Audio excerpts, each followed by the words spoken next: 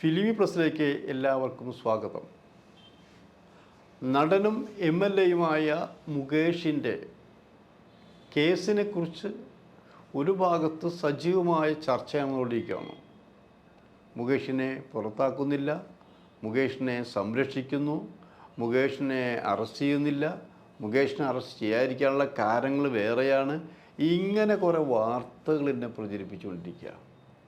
അതിനിടയിൽ മുകേഷിൻ്റെ ആദ്യ ഭാര്യയായ സരിതയുടെ അഭിപ്രായങ്ങൾ, മുകേഷ് സരിതയോട് മോശമായി പെരുമാറിയതിൻ്റെ വീഡിയോ ക്ലിപ്പിങ്സ് വന്നുകൊണ്ടിരിക്കുന്നു. അതോടൊപ്പം തന്നെ രണ്ടാം ഭാര്യയായ പ്രശസ്ത നർത്തകിയും നടിയുമായ മേതിൽ ദേവികയുടെ വാക്കുകളും. ആ വാക്കുകളാകട്ടെ കഠോരമായ വാക്കുകളോ ദേഷ്യപ്പെടുത്തുന്ന വാക്കുകളോ അപമാനപ്പെടുത്തുന്ന വാക്കുകളോ ഒന്നും ഇതുവരെ മേതിൽ ദേവിയുടെ ഭാഗത്തുനിന്ന് ഉണ്ടായിട്ടില്ല. കാരണം ഇവരുടെ വിവാഹം നടക്കുന്ന ദിവസം തന്നെ നമുക്കറിയാവുന്നതാണ്. ഇവരുടെ വിവാഹം എല്ലാവരെയും അറിയിച്ചുകൊണ്ട് നടത്തിയ വിവാഹമല്ല. അന്ന് ഞാൻ മംഗളം ഗ്രൂപ്പിൽ സിനിമാ മംഗളത്തിൻ്റെ എഡിറ്ററായിരുന്നു. ആലോചിക്കണം, ഇവർ വിവാഹം നടക്കാൻ പോകുന്നു, ഒരു അമ്പലത്തിൽ വെച്ച് നടക്കാൻ പോകുന്നു എന്ന് എനിക്ക് ഞങ്ങളുടെ ലേഖകൻ വിളിച്ചു പറഞ്ഞു വന്നപ്പോൾ ആദ്യം ഞങ്ങൾ എന്ത് വില കൊടുത്തും അത് അവരെ ഫോട്ടോ എടുത്ത് കവറടിച്ച് കൊടുത്തുള്ളൂ. വേറെ ആർക്ക് കിട്ടുക അത്രയും ചെയ്തിട്ടുള്ളത്.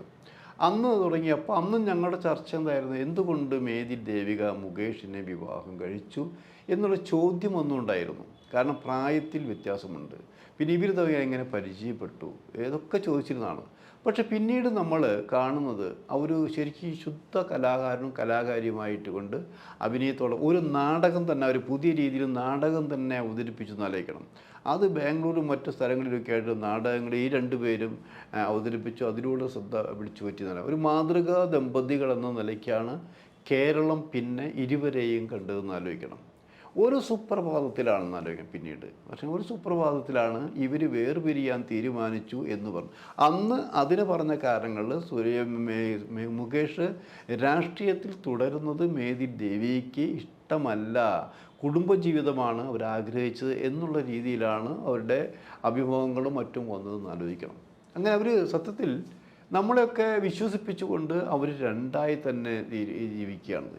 രണ്ടായി ജീവിക്കുമ്പോഴൊരു കാര്യം നമ്മൾ ആലോചിക്കേണ്ടത്, ഈ രണ്ട് പേരും അവർ തിരുവനന്തപുരത്ത് അതിമനോഹരമായൊരു വീട് പണിതിട്ടുണ്ടെന്ന് ആലോചിക്കണം. ആ വീട് ഇപ്പോഴും രണ്ടുപേരുടെയും പേരിൽ തന്നെയാണെന്നാണ് അറിവ് കിട്ടിയിരിക്കുന്നത്. അത് അവിടെ ഇപ്പോൾ മേതിൽ ദേവിയും താമസിക്കുന്നുണ്ട്, മുകേഷും രണ്ടുപേരും താമസിക്കുന്നുണ്ട്. പക്ഷെ ഒരു കാര്യം മേതിൽ ദേവിയെ പറ്റി ലേറ്റസ്റ്റായി പറഞ്ഞിരിക്കുന്നത് എന്താ, ഞാൻ ഭാര്യ എന്ന നിലയിൽ ഒരു ബന്ധം ഇപ്പോൾ ഇല്ലെങ്കിലും ഞങ്ങൾ നല്ല സുഹൃത്തുക്കളാണ് എന്നാണ്. ഇപ്പോഴും നല്ല സുഹൃത്തുക്കൾ എന്ന് പറയുമ്പോൾ ഇത്രയും സംഭവങ്ങൾ മുകേഷിനെ കുറിച്ചിട്ട് സെക്സ് എലിഗേഷൻസ് എല്ലാം വന്നിട്ട് പോലും എനിക്ക് മുകേഷുമായിട്ട് നല്ല ബന്ധം തന്നെയാണ്, നല്ല സുഹൃത്ത് ബന്ധം തന്നെയാണ്. അദ്ദേഹം വന്നാൽ വീടിൻ്റെ താഴത്തെ നിലയിൽ അദ്ദേഹം താമസിക്കും, ഞാൻ മുകളിൽ നിലയിൽ താമസിക്കും.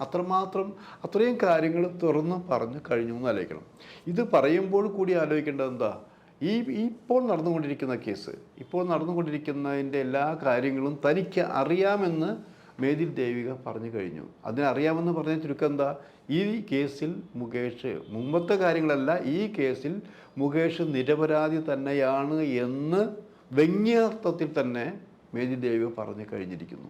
അതുകൊണ്ടാണല്ലോ ഇതെല്ലാം എനിക്ക് അറിയാം എന്ന് പറഞ്ഞത്. മാത്രമല്ല, നമ്മൾ ഈ കുറച്ച് ദിവസമായിട്ടുള്ള ചാനലിലും മറ്റു വാർത്തകളൊക്കെ ശ്രദ്ധിച്ച് നോക്കുക എന്നുള്ളതാണ്. ഈ ഇതിൽ പറഞ്ഞിരിക്കുന്ന നടികൾ സ്ത്രീകളൊക്കെ ആകുമ്പോൾ ഒരു ആശയക്കുഴപ്പമുണ്ടാക്കുന്ന രീതിയിലാണ്. മുമ്പ് പല കേസുകളും അങ്ങനെയല്ല. നമുക്ക് മുമ്പിൽ കിടന്ന പല കേസുകൾ കഴിഞ്ഞ 6-7 വർഷമായി നടക്കുന്ന കേസുകളുണ്ട്, മറ്റു ചില കേസുകളുണ്ട്. ഈ കേസുകളിലൊക്കെ ഒരു സംശയം നമുക്കിങ്ങനെ തോന്നാറില്ല. പക്ഷേ ഇതങ്ങനെയല്ല, സംശയം വരുന്നു. ഒരാൾ കേസിൽ മാത്രമല്ല, സംശയം വരുന്നു, തെറ്റിദ്ധരിപ്പിക്കുന്ന വാർത്തകളായി മാറുന്നു, ചൂഷണത്തിൻ്റെ മുഖമുണ്ടോ, ഇങ്ങനെയൊക്കെ തോന്നുന്നുണ്ട് ആലോചിക്കണം. അപ്പോൾ ഞാൻ കഴിഞ്ഞ ദിവസം തന്നെ ഈ കേസുമായി ബന്ധപ്പെട്ടിട്ട് ഒരു ചാനൽ ഞാൻ ശരിക്കും ശ്രദ്ധിച്ചപ്പോൾ ആ ചാനലിൽ ഇങ്ങനെ ഇവരോട് ചോദിക്കുന്നുണ്ട്, അതായത് നിങ്ങൾ ഇത്രയും രൂക്ഷമായിട്ടിങ്ങനെ ആരോപണങ്ങൾ ഉന്നയിക്കുമ്പോൾ പോലും നിങ്ങളുടെ വാട്സപ്പിലെ വലിയ നിങ്ങൾ ഫ്രണ്ട്ഷിപ്പ് പോലെയാണ് നിങ്ങൾ കാര്യങ്ങളെല്ലാം കൈകാര്യം ചെയ്തിരിക്കുന്നത്. മാത്രമല്ല മുകേഷ് പറഞ്ഞിട്ടുണ്ട്, മുകേഷിനോട് നിങ്ങൾ പണം ചോദിച്ചു എന്ന് പറഞ്ഞിട്ടുണ്ടെന്ന് പറയും. ഇപ്പോൾ അത് പണം ചോദിച്ചതിൻ്റെ രേഖകളും നിങ്ങളിതിൽ കാണുന്നുണ്ട്. അപ്പോൾ അവർ പറഞ്ഞെന്താ, അത് ഞാനല്ല അതങ്ങനെ അയച്ചത്, എൻ്റെ ഒരു ബന്ധുവാണ് അയച്ചത്, ഇന്ന അക്കൗണ്ടിലേക്ക് പണം ഇടണമെന്ന് പറഞ്ഞിട്ട് അയച്ചു എന്നുള്ളത് ശരിയാണെന്ന് പറഞ്ഞിരിക്കുന്നു. അവിടെ കേൾക്കുന്ന നമ്മളൊക്കെ എന്ത് വിചാരിക്കും, ഇതെന്താ ഇങ്ങനെ? അതായത് പണം ഇവർ ചോദിച്ചിട്ടില്ല, പക്ഷേ അവരുടെ ബന്ധു പണം ചോദിച്ചിരിക്കുന്നു എന്നാണ്. ബന്ധുവിന് എല്ലാവർക്കും പരസ്യമായിട്ട് എടുക്കാവുന്ന രീതിയിലാണോ ഇവരുടെ ബാങ്ക് അക്കൗണ്ട് നമ്പറൊക്കെ എടുക്കുന്നത് എന്നുള്ള സംശയം നമുക്കുണ്ടായിരിക്കാം. ഇതിപ്പോൾ നമ്മുടെ സംശയങ്ങളാണ്. ഈ സംശയങ്ങളാണ് നമുക്ക് ഈ മുകേഷ് പ്രതിസ്ഥാനത്താണോ, ഈ കേസിൽ മുകേഷ് പ്രതിസ്ഥാനത്താണോ എന്ന് നമ്മൾ ആലോചിക്കുന്നത്. അതുകൊണ്ട് തന്നെ ഇതാണ് ഇനി തനിക്ക് ഈ കേസ് അറിയാമെന്ന് മേതിൽ ദേവിക പറഞ്ഞിരിക്കുന്നു ആലോചിക്കണം. അപ്പോൾ അതായത് ശുദ്ധം പറഞ്ഞാൽ ഈ കേസിൽ മുകേഷിന് മേതിൽ ദേവിക നല്ല ക്ലിയർ സർട്ടിഫിക്കറ്റാണ് കൊടുത്തിരിക്കുന്നത്. കാരണം ഇദ്ദേഹം കുറ്റം ചെയ്തിട്ടില്ല എന്ന രീതിയിൽ തന്നെയാണ് മേതിൽ ദേവിക സർട്ടിഫിക്കറ്റ് കൊടുത്തിരിക്കുന്നത് ആലോചിക്കണം. പിന്നെ നിയമപ്രകാരം നമ്മൾ അന്വേഷിച്ച് നിയമപ്രകാരം ഇവർക്ക് ഡിവോഴ്സ് കിട്ടിയിട്ടില്ല എന്നും പറഞ്ഞ് കേൾക്കുന്നുണ്ടെന്ന് ആലോചിക്കണം. എന്ന് പറഞ്ഞാൽ ഇവർ ഈ ഡിവോഴ്സ് കേസ് നീട്ടിക്കൊണ്ടുപോകാൻ ഉദ്ദേശിക്കുന്നില്ല. ഒരുപക്ഷേ പറഞ്ഞു കേൾക്കുന്നത് ശരിയാണെങ്കിൽ രണ്ടുപേരും വീണ്ടും ഒരുമിച്ച് താമസിക്കാനുള്ള സാധ്യതയും തള്ളിക്കളയുന്നില്ല. പക്ഷേ വേറൊരു കാര്യം കൂടി നമുക്ക് സംശയമുണ്ട്. മേതിൽ ദേവിക അവരുടെ ഫേസ്ബുക്കിൽ തന്നെ എഴുതുകയുണ്ടായി, അവർ മകനും കൂടി ആസ്ട്രേലിയയിൽ താമസിക്കാൻ പോകുന്നു, അവിടുത്തെ പൗരത്വം എടുക്കുന്നു, അവിടെ വീട് വയ്ക്കുന്നു എന്ന രീതിയിലും വരുന്നുണ്ട്. അപ്പോൾ നമ്മൾക്ക് ചോദിക്കും, അങ്ങനെ അവർ എഴുതിയതല്ലേ ഉള്ളൂ, യാഥാർത്ഥ്യമായോ എന്നുള്ളത്. നമുക്കിതിന് എന്തൊക്കെയോ നമുക്ക് അറിയാത്ത മേഖലകൾ നമുക്ക് കുറേ ഉണ്ടെന്ന് മനസ്സിലായിട്ടുണ്ട്. ഇപ്പോൾ മേതിൽ ദേവികയായിട്ട് ഇപ്പോൾ ആദ്യകാലത്ത് അവർ GS വിജയൻ്റെ ഒരു സീരിയലിൽ അഭിനയിക്കാൻ വന്നിട്ടുള്ളതാണെന്ന് അറിയിക്കണം. പിന്നീട് സിനിമയിൽ പലരും വിളിച്ചത് പോയിട്ടില്ല. എന്നാൽ ഈ അടുത്ത കാലത്ത് അവർ സിനിമയിൽ അഭിനയിക്കുകയും ചെയ്തു എന്ന് ആലോചിക്കണം. അപ്പോൾ സജീവമായിട്ട് നൃത്തരംഗത്തായാലും അഭിനയ രംഗത്തായാലും മേതിൽ ദേവിക സജീവമാവാൻ പോവുകയാണെന്ന് ആലോചിക്കണം. അങ്ങനെയുള്ള മേതിൽ ദേവിക ആസ്ട്രേലിയയിൽ കുടുംബസമേതം മകനോടൊപ്പം സ്ഥിര താമസമാക്കുമോ എന്നുള്ള ചോദ്യം വേറെയാണെന്ന് ആലോചിക്കണം.